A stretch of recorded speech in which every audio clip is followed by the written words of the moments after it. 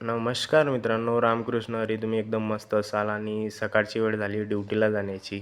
तर आपल्याकडे जसे कोंबडा आरवतात तसे ह्या साईडला मोर आरवतात आणि मग त्यानंतर ब्रेकफास्टचा टाईम झाला. माझ्या ब्रेकफास्टचा टाईम.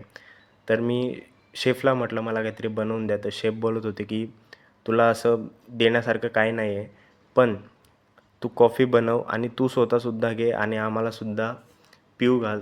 तर मग कॉफी बनवायला स्टार्ट केली.